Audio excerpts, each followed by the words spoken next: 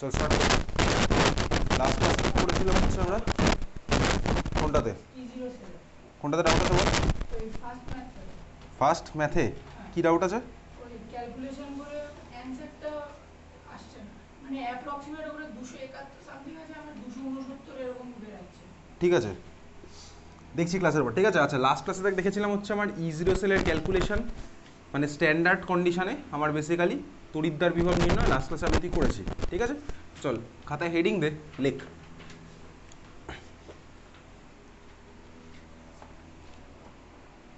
লেখ যে কোনো শর্তে তড়িৎদ্বার বিভব নির্ণয়, যে কোনো শর্তে তড়িৎদ্বার বিভব নির্ণয়, যে কোনো শর্তে তড়িৎদ্বার বিভব নির্ণয়, যে কোনো শর্তে তড়িৎদ্বার বিভব নির্ণয়। তার মানে কি আমি এখন এসটিপি বাদ দিয়ে যে কোনো কন্ডিশনে আমি তড়িৎদ্বার বিভব নির্ণয় করতে চলেছি, যে কোনো শর্তে। ঠিক আছে, এসটিপি বাদ দিয়ে বেসিক্যালি কীভাবে করব?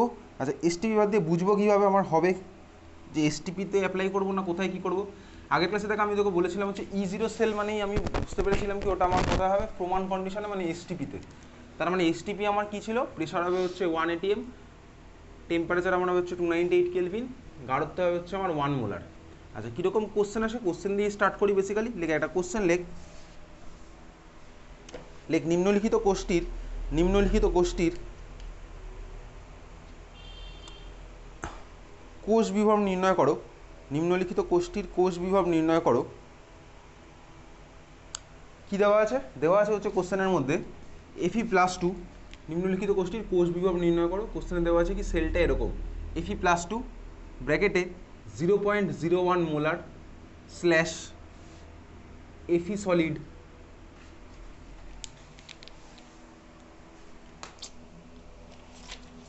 এটা লিখে ফেলেছিস না? সেটাতে এটা মুছে দে, এটা মোছ। এটাতে দেওয়া আছে হচ্ছে chromium solid slash chromium, chromium solid slash chromium, chromium value দেওয়া আছে কত, 0.1 মোলার। তারপর আছে হচ্ছে আমার সল্ট ব্রিজ, সল্ট ব্রিজের পরে দেওয়া আছে হচ্ছে Fe+2 গাঢ়ত্ব দেওয়া আছে হচ্ছে 0.01 মোলার, 0.01 মোলার। তারপরে সিঙ্গেল দাগ দিয়ে Fe সলিড, এই হচ্ছে আমার কোষটা দেওয়া আছে। ঠিক আছে, বলেছে এই কোষটার আমাকে কোষ বিভব নির্ণয় করতে হবে। লেখ 25 ডিগ্রি সেন্টিগ্রেড উষ্ণতায়, 25 ডিগ্রি সেন্টিগ্রেড উষ্ণতায় কোষটির কোষ বিভব নির্ণয় করো 25 ডিগ্রি সেন্টিগ্রেড উষ্ণতায়, 25 ডিগ্রি সেন্টিগ্রেড উষ্ণতায় লেখা আছে। আচ্ছা আর কি কি দেওয়া আছে? দেওয়া আছে E0 chromium slash chromium equals to chromium slash chromium equals to -0.75 volt, আর E0 Fe+2 slash Fe equals to -0.45 volt, -0.45 volt. এই হচ্ছে আমার কোশ্চেনে দেওয়া আছে। ওকে, আচ্ছা দেখ বেসিক্যালি এই কোশ্চেন আমাকে কী বার করতে বলেছে, কোষ বিভব বার করতে বলেছে। কোষ বিভব মানে কি, কোষ বিভবের ইংলিশটাও লিখে রাখতে পারি সাইডে লিখে রাখ। কোষ বিভবের ইংলিশ হচ্ছে বেসিক্যালি কি। আচ্ছা যদি আমাকে প্রমাণ কন্ডিশনে বলে তাহলে আমি বার করবো হচ্ছে E0 সেল, যদি আমার প্রমাণ কন্ডিশনে হয় তাহলে হচ্ছে E0 সেল। তো কোষ বিভবের ইংলিশ হচ্ছে কি EMF of cell, EMF of cell. ঠিক আছে, কোষ বিভবের ইংলিশ হচ্ছে কি EMF অফ সেল। EMF তুই ফিজিক্সে পড়েছিস, electromotive force, basically EMF of cell. আচ্ছা দেখ এখন আমাকে বার করতে বলেছে কোষ বিভব। আমি যদি এখানে শুধুমাত্র এই দুটো ভ্যালু দেখে E0 সেল বার করি তাহলে কিন্তু আমার হলো না। কেন হলো না? কারণ আমি বুঝতে পারছি এটা আমার প্রমাণ কন্ডিশনে দেওয়া নেই, স্ট্যান্ডার্ড টেম্পারেচার প্রেশারে কিন্তু আমার এই কোষটা নেই। কেন নেই, কীভাবে বুঝছি দেখে, আমি গাঢ়ত্ব দেখে বুঝছি। দেখ গাঢ়ত্বগুলো কিন্তু আমার 1 মোলার নয়, এই গাঢ়ত্বগুলো দেখ আমার কিন্তু 1 মোলার কোশ্চেনের মধ্যে নয়, 1 মোলার কিন্তু নয়, এটা আলাদা আলাদা আছে। তার মানে কি বুঝলাম বলতে, এখানে ওই ফর্মুলা অ্যাপ্লাই করে আমার হচ্ছে না। কোন ফর্মুলা? E0 সেলের ওই সিম্পল ফর্মুলা অ্যাপ্লাই করে আমার হবে না। আচ্ছা এখানে কোশ্চেনে বলে দিয়েছে 298 কেলভিন, তো টেম্পারেচার আমার 298 কেলভিন আছে, কিন্তু বাকিটা তো আমার নেই, গাঢ়ত্ব তো আমার 1 মোলার নেই। তার মানে আমি কি বুঝলাম, এখানে সিম্পল E0 সেল ক্যালকুলেট করা হবে না। এই অঙ্কটাতে আছে 3 নাম্বার, লেখ সাইড লেখা 3 নাম্বার এটাতে আছে। ঠিক আছে, তার মানে আমি বুঝতে পারছি এখানে অন্য কিছু একটা অ্যাপ্লাই করবো। কী অ্যাপ্লাই করবো, কীভাবে ডেরিভেশন হলো সেগুলো আমাদের সিলেবাসে নেই। তাহলে লেখ এখন আমি তুই এই অঙ্ক না, আমি আগে জেনারেল ফরম্যাটটা লিখছি, তারপরে অঙ্কের রেসপেক্টে যাব এবং পরীক্ষায় কী লিখতে হবে সেটাও লিখবো। তাহলে খাতায় এবার লেখ হেডিং দ্য নার্নস্ট সমীকরণ, দন্তন্বয় আকার নার্নস্ট পরে করবো, নার্নস্ট সমীকরণ, ঠিক আছে, নার্নস্ট সমীকরণ, 9 দন্তেশ্বরটা নার্নস্ট সমীকরণ, নার্নস্ট ইকুয়েশন। আচ্ছা, এখন যে নার্নস্ট ইকুয়েশন লিখছি সেটা কিন্তু পরীক্ষায় লিখবো না, এখন আমি লিখছি হচ্ছে বেসিক্যালি জেনারেল ফরম্যাটে। তাহলে নার্নস্ট ইকুয়েশন এখন লিখ general format, Nernst equation general format. কোথা থেকে আসলো, আমার তো সিলেবাসে নেই। Nernst equation general format, Nernst equation apply করবো কখন, যখন আমার স্ট্যান্ডার্ড বাদ দিয়ে অন্য কোনো কন্ডিশন হবে। আর আমি কোশ্চেন থেকে বুঝতে পারছি এটা আবার স্ট্যান্ডার্ড নয়, কারণ গাঢ়ত্ব আমার আলাদা দেওয়া আছে। আচ্ছা, নার্নস্ট ইকুয়েশন আমার কী হয়, লেখ চল। এইভাবে কিন্তু আমি পরীক্ষাতে লিখবো না, বারবার বলে দিচ্ছি এটা পরীক্ষাতে লিখবো না। তাহলে তুই ব্র্যাকেটে লিখতে পারিস যে এটা পরীক্ষাতে লিখবো না, এটা যেটা লিখছি এটা পরীক্ষাতে লিখবো না, পরীক্ষায় কীভাবে লিখবো সেটা অঙ্ক করার সময় দেখবো। আচ্ছা, নার্নস্ট ইকুয়েশনের শুতে আমি বার করি কি ই সেল, লেখ E cell equals to E zero cell minus, E cell equals to E zero cell minus 2.303 R into capital T by N into Faraday, N Faraday. E cell equals to E zero cell minus 2.303 RT by NF.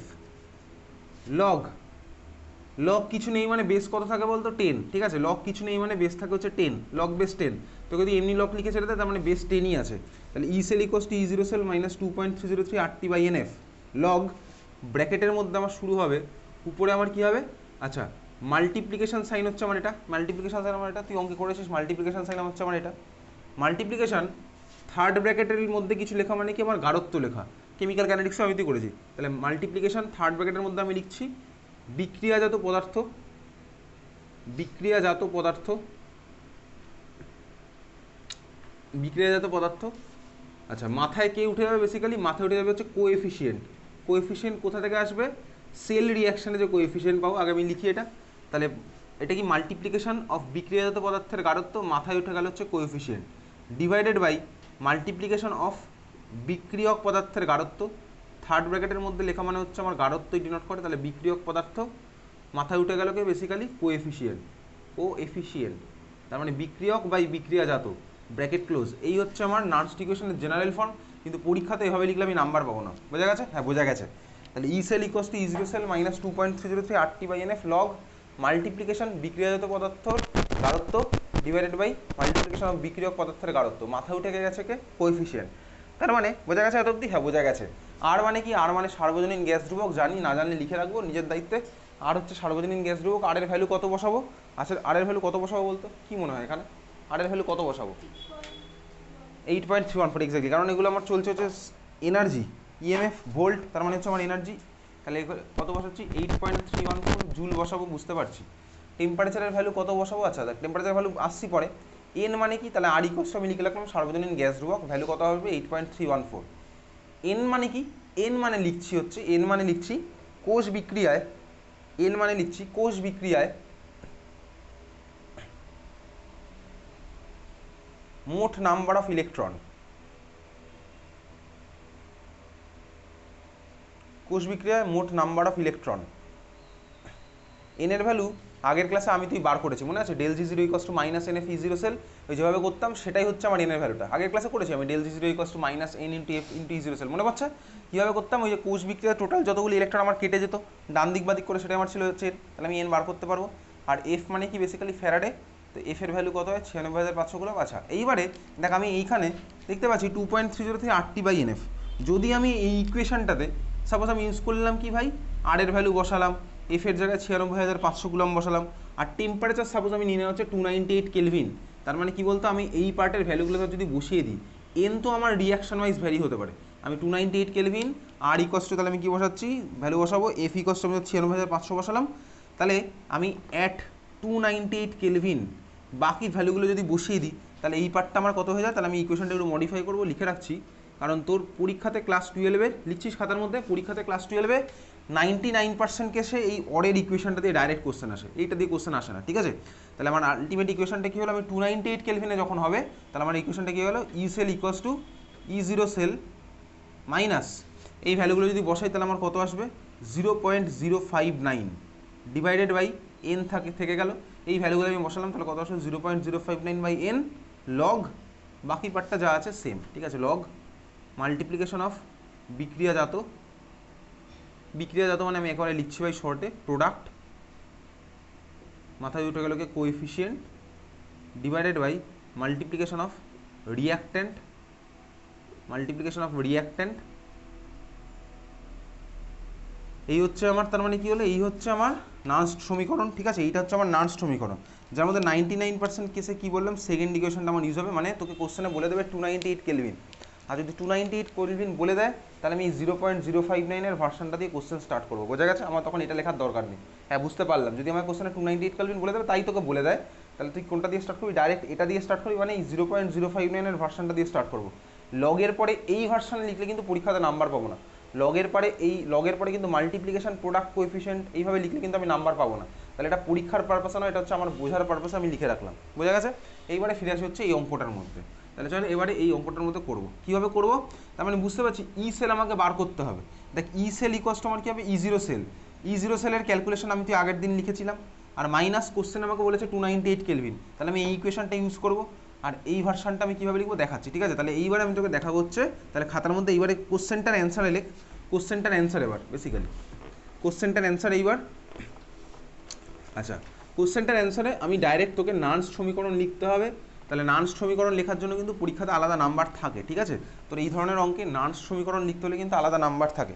তোকে different কোশ্চেনে বলেও দেয় যে নার্স্ট সমীকরণটি লেখো। তাহলে নার্স্ট সমীকরণ লিখতে গেলে আমাকে বুঝতে পারছি কী করবো, এন এর ভ্যালু বার করতে হবে। এন এর ভ্যালু কীভাবে বার করবো, কোষ বিক্রিয়া থেকে বার করবো।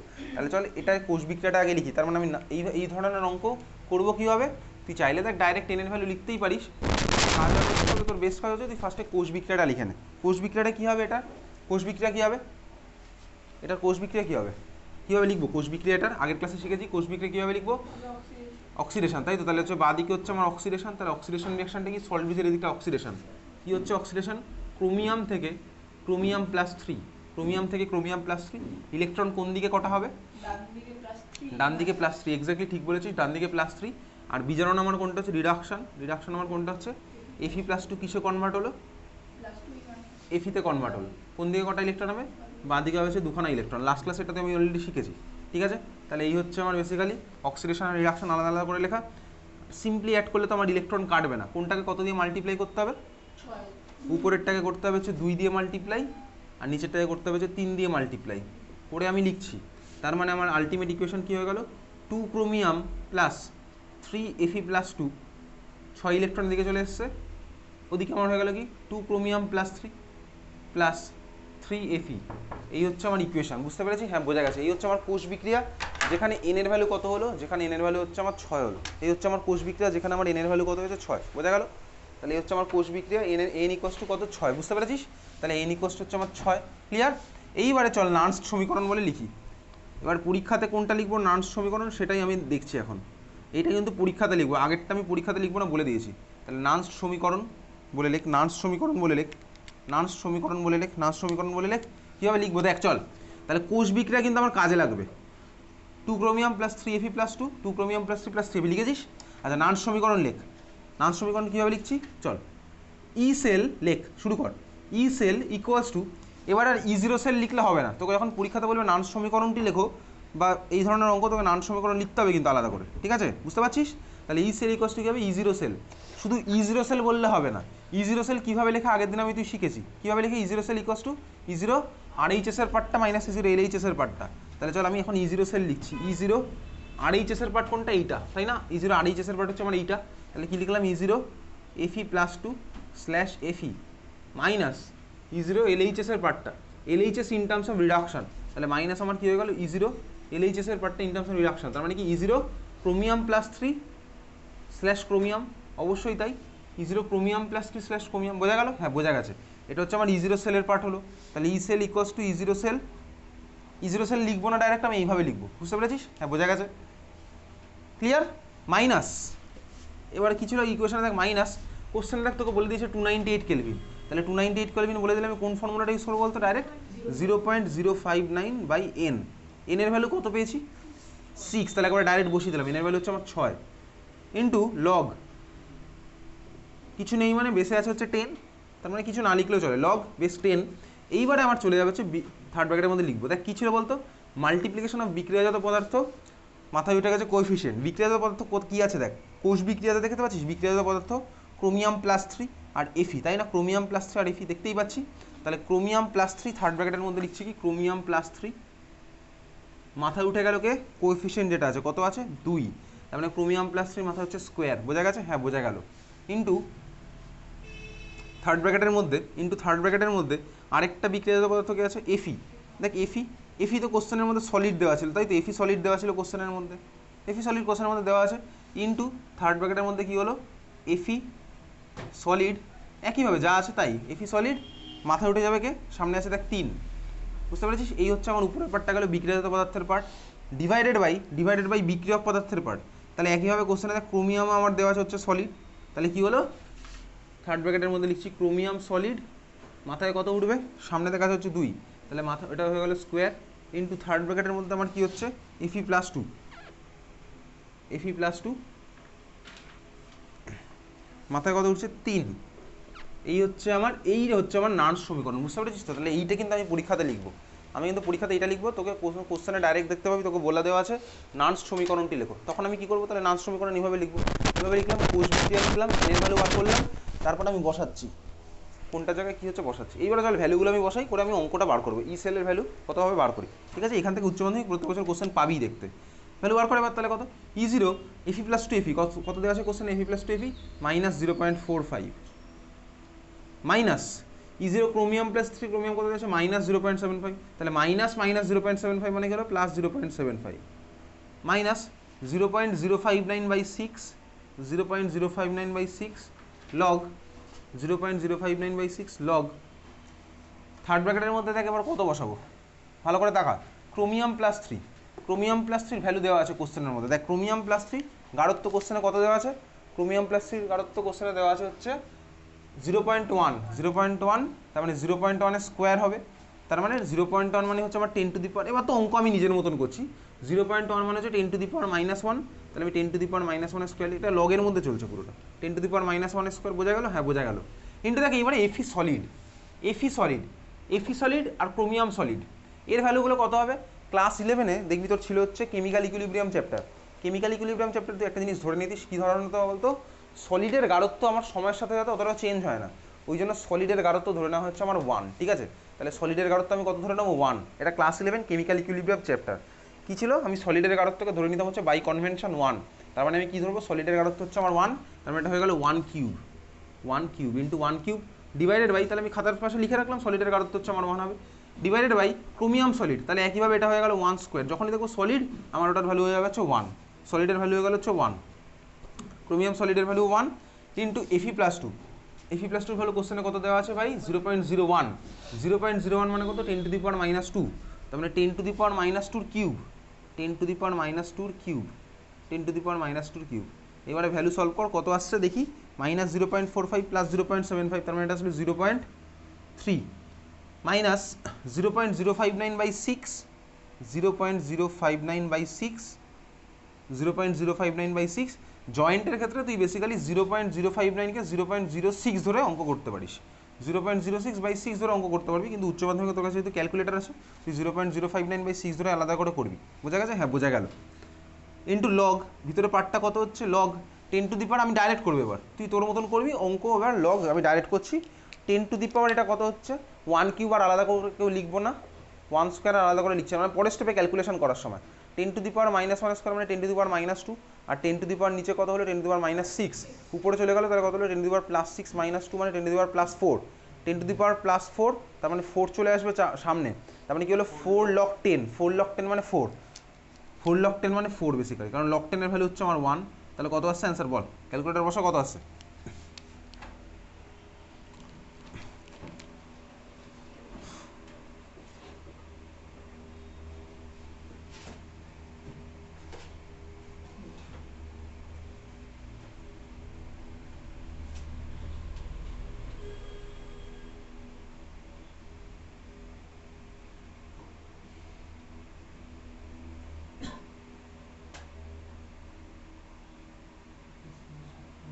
কত আসছে ভ্যালু, 0.26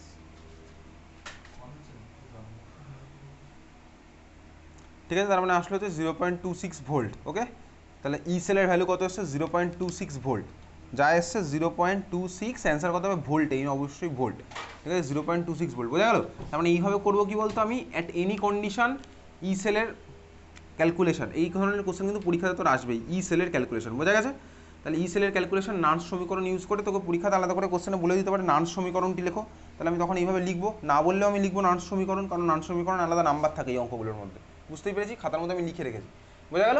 আচ্ছা, তার মানে দেখ যখন আমার কোনো কোষ হচ্ছে বেসিক্যালি র্যান্ডম যে কোনো কন্ডিশন, আমি এসটিপি বাদ দিয়ে অন্য কন্ডিশন নিয়েছি, দেখতেই পাচ্ছি গাঢ়ত্ব দেখে আমি বুঝে যাবো হচ্ছে কোন কোথায় কি ইউজ করবো। তো বেসিক্যালি এই ধরনের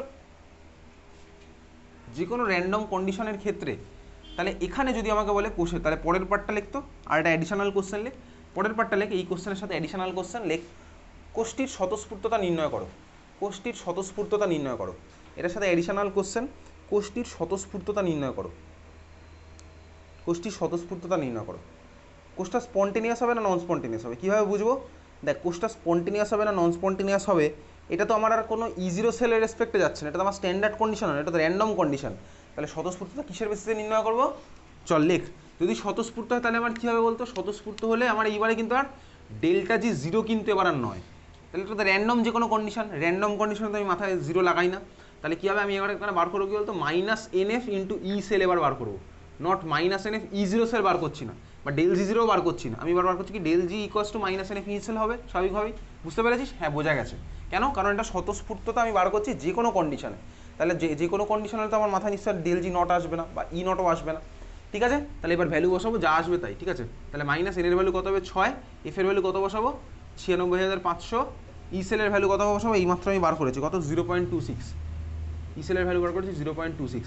আচ্ছা 96,500 মানে কি কুলম্ব, ই সেলের ইউনিট কি ভোল্ট, কুলম্ব ইন্টু ভোল্ট কী হয় আগের দিনের ক্লাসে বলেছিলি জুল, তাহলে এটা আমার কত হবে মাইনাস এটা গুণ করবি যা হবে হচ্ছে এত জুল, বোঝা গেল? এত জুল, এত জুল, ডেল জি কস্ট হচ্ছে আমার মাইনাস এত জুল, তাহলে ডেল জি কস্ট মাইনাস সামথিং জুল আসবে, ক্যালকুলেটারে বসাবো আমি করো ডেল জি কস্ট সামথিং মাইনাস এত জুল। তাহলে এইবারে কী করবো, তোকে যদি বলে কোষটা স্বতঃস্ফূর্ত হবে কিনা, আমি ডেল জির ভ্যালু ক্যালকুলেট করে তারপরে কি বলবো, যেহেতু লেখ যেহেতু ডেল জি লেস দেন জিরো, মানে এটা অ্যান্সারটা তো মানে ভোল্ট কুলামে বেরাবে, ওটাতে ভোল্ট কুলাম মানেই জুল, ঠিক আছে?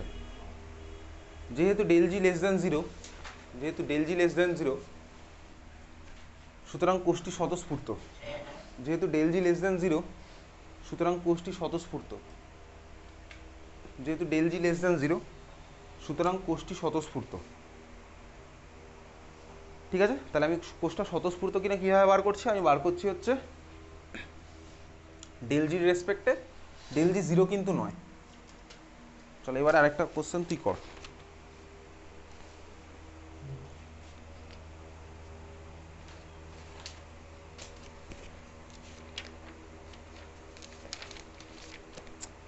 লেখ পরের কোশ্চেন লেখ,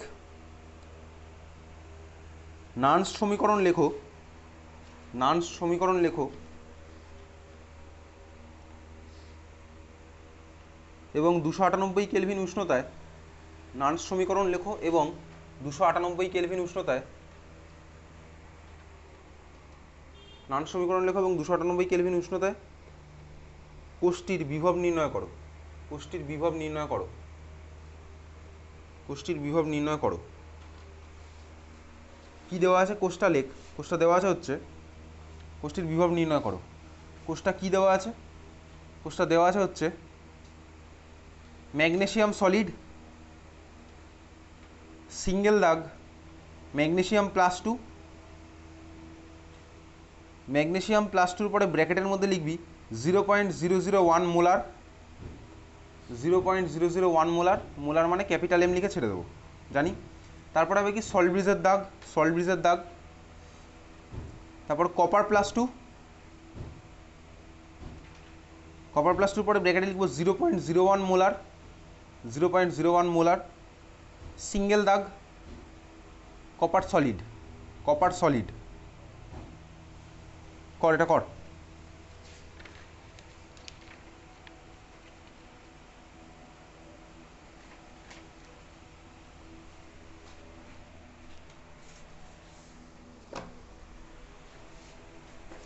নান্স সমীকরণটি লেখো এবং কোষটির বিভব নির্ণয় করো।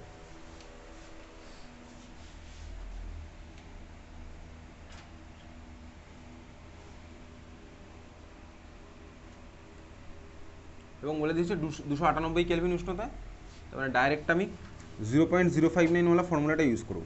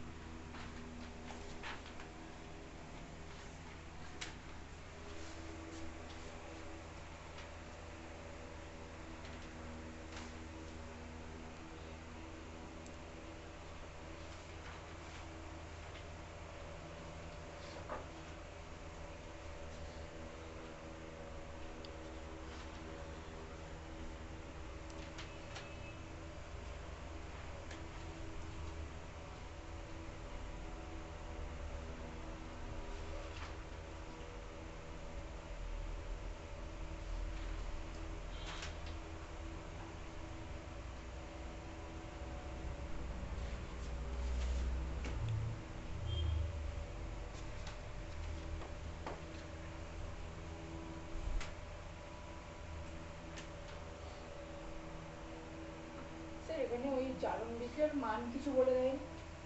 হ্যাঁ বলে তো দিয়েছে। আচ্ছা ভ্যালুগুলো হচ্ছে লেখ E0, কোশ্চেনটা তাহলে ইনকমপ্লিট বলা আছে, লেখ ভ্যালুগুলো কী দেওয়া আছে, ভ্যালুগুলো দেওয়া আছে হচ্ছে E0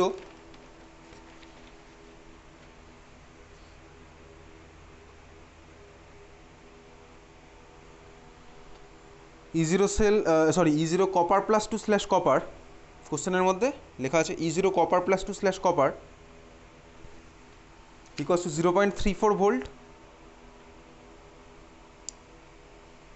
R E0 mg plus 2 slash mg, E0 mg plus 2 slash mg equals to 2.36 volt, equals to 2.36 volt.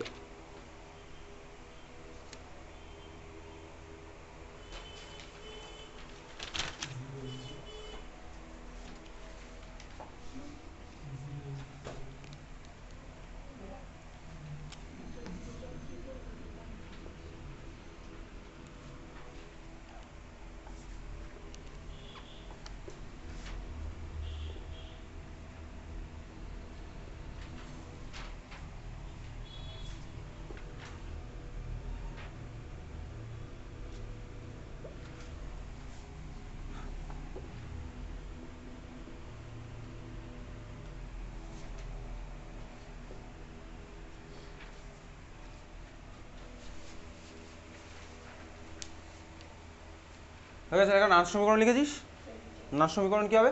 আচ্ছা এন এর ভ্যালু কত হচ্ছে বলতে, এখানে ইকুয়েশন থেকে দেখে বোঝা যাচ্ছে এন এর ভ্যালু 2 হচ্ছে এক্স্যাক্টলি, আর কোশ্চেন আমাকে বলেছে 298 কেলভিন, তাহলে আমি নাট সমীকরণ আমি একবার ডাইরেক্টলি লিখছি। নাট সমীকরণ কী হবে? E cell equals to E0 cell, মানে E0 সেল তো আমি লিখবো না, কীভাবে লিখবো? E0 RHS minus E0 LHS এইভাবে লিখবো, RHS LHSও লিখবো না, তার মানে E0 copper plus 2 slash copper minus E0 LHS, মানে আমার কী হলো বেসিক্যালি ভাই জারণ, ইন টার্মস অফ বিজারণ করতে হবে, তাহলে ঘুরিয়ে দিলাম mg প্লাস 2 স্ল্যাশ mg, আগের ক্লাসে শিখেছি মাইনাস 0.059 বাই এন এর ভ্যালু কত হবে 2, আমি অলরেডি দেখেছি, কিন্তু লগ ঠিক কোষ বিক্রিয়া খাতার মধ্যে লিখেছিস, কোষ বিক্রিয়াটা সিম্পল হবে, কোষ বিক্রিয়া কী হবে? ম্যাগনেশিয়াম প্লাস কপার প্লাস 2, এরও দিয়ে ম্যাগনেশিয়াম প্লাস 2 প্লাস কপার, তাই না? Magnesium plus copper plus 2, magnesium plus 2 plus copper, এটাই হচ্ছে না কোষ বিক্রিয়া?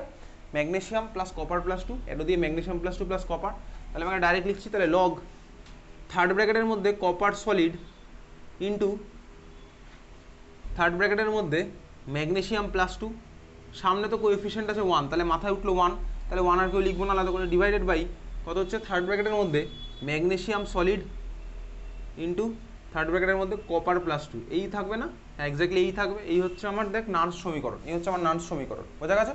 এবার ভ্যালুগুলো বসাই, ভ্যালু কত আসছে দেখা যাক, ভ্যালুগুলো বসা কত আসছে, ইসেলের ভ্যালু কত আসলো, বাকিটা আমি আর করবো না, ইসেলের ভ্যালু কত আসছে বলতো, বসা।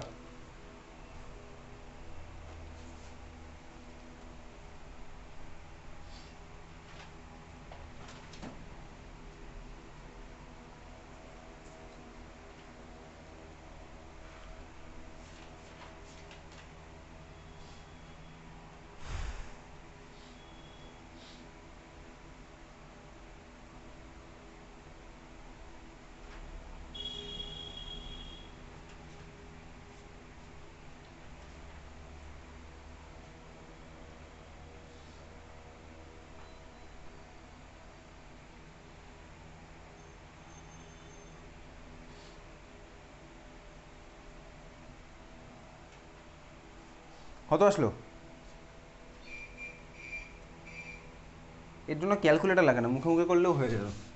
E0 কপার প্লাস 2 কপারের ভ্যালু কত দেওয়া আছে কোশ্চেনে? 0.34 minus E0 mg plus 2 mg, mg plus 2 mg value কত দেওয়া আছে? প্লাস 2.36 না, ওটা কোশ্চেনে মাইনাস 2.36 কত ওই ভ্যালুটা? হ্যাঁ যা আছে সেইভাবে ধরলেও করলেও তো একটা ভ্যালু তো আসবে, যা আছে সেরকম ধরে করলেও তো একটা ভ্যালু আসবে, যদি প্লাস 2.36 থাকে তাহলে বসিয়ে দিলাম প্লাস 2.36, কারণ দুটোই আমার বিজারণের রেসপেক্টে দেওয়া আছে, যা কোশ্চেনে দেওয়া আছে আমি তার রেসপেক্টই করি, চল প্লাস করতে হবে না, যা আছে তার রেসপেক্টই কর। 0.059/2 লগ কপার সলিডের জায়গায় বসবে হচ্ছে 1, তাহলে 1 আমি আর লিখছি না, ম্যাগনেশিয়াম প্লাস 2 জায়গায় কত বসবে 10⁻³ 10⁻³ ডিভাইডেড বাই ম্যাগনেশিয়াম সলিডের জায়গায় আবার বসবে 1, কপার প্লাস 2 জায়গায় বসবে কত 10⁻², বোঝা গেছে? হ্যাঁ বোঝা গেল, 10⁻² ডিভাইডেড বাই 10⁻², তার মানে কত হয় বলতো জাস্ট 10, লগ 10 এর ভ্যালু তো আমার হয়ে গেল 1, সরি লগ 10⁻1 হয়ে যাবে, লগ 10⁻1, লগ 10⁻1 মানে কি -1 চলে আসবে সামনে, এটা হয়ে যাবে প্লাস, তাহলে লগ 10 পড়ে থাকবে মানে হচ্ছে 1, তার মানে আমি এটা করবো, যা আনসার আসবে তাই, এত ভোল্ট, বুঝেছিস? চল বোঝা গেছে। এবার খাতায় হেডিং দে, লেখ সাম্য ধ্রুবক নির্ণয়। খাতায় হেডিং দে সাম্য ধ্রুবক নির্ণয়, সাম্য ধ্রুবক নির্ণয়।